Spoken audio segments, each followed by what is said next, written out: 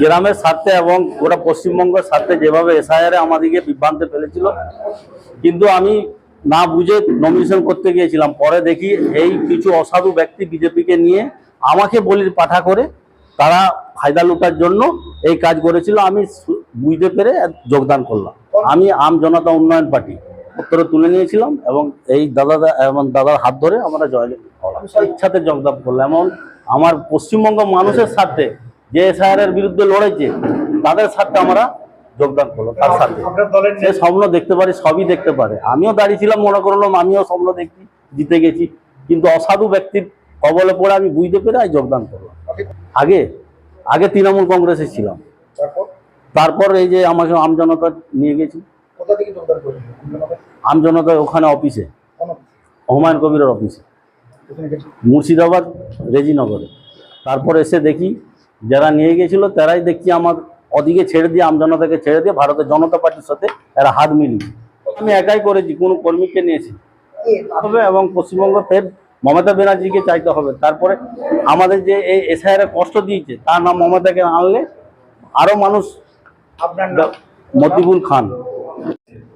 যে বিজেপি ঘোড়া পথে বাংলা দখল করেছিল আর বাংলার মেয়েকে অপমান করে ভেবেছিল বাংলার মসনদে বসা যাবে।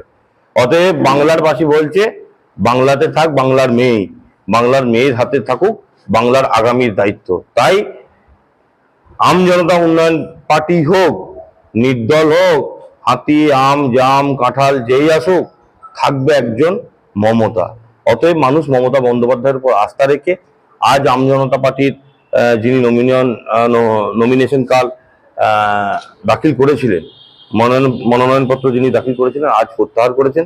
উনি বুঝতে পেরেছেন যে আম জনতা পার্টি পশ্চিমবাংলার বুকে খালি তারা বিজেপির হাতকে শক্ত করার জন্য, মুসলিম ভোটকে কেটে বিজেপির হাতকে শক্ত করার জন্য তারা পশ্চিমবাংলায় কাজ করেছে। যেমন মিম করে, সেখানে আবার মিমও তার সাথে সংযুক্ত যখনই হয়েছে, তখন তাদের উদ্দেশ্য খুব স্পষ্ট যে তারা বাংলাতে বিজেপিকে প্রতিষ্ঠিত করার লক্ষ্যে, বাংলায় ভোট কাটাকাটি করে বিজেপিকে এগিয়ে দেওয়ার লক্ষ্যে কাজ করছে। অতএব এতে কিন্তু বাংলার মানুষ লাভবান হবে না, কারণ এসআইআর নিয়ে বাংলার মানুষকে যেভাবে হয়রানির শিকার কেন্দ্রীয় বিজেপি সরকার করিয়েছে, অতএব তারা পরিষ্কার স্পষ্টত তারা বলছে যে না, বাংলার বুকে বিজেপিকে আমরা ঢুকতে দেবো না।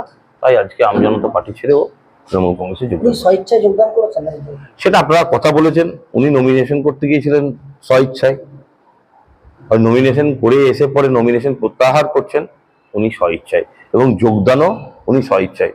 আপনাদেরকে সাক্ষাৎকার দেবে উনি, ওই সাক্ষাৎকারে আপনারা প্রশ্ন করবেন যে ওনাকে কোনো চাপের মুখে পড়ে, কোনো শর্তের মুখে পড়ে, কোনো প্রভোকেশনে উনি জয়েন করলেন কিনা, ওনার থেকে প্রশ্ন করে উত্তর পেয়ে যাবেন।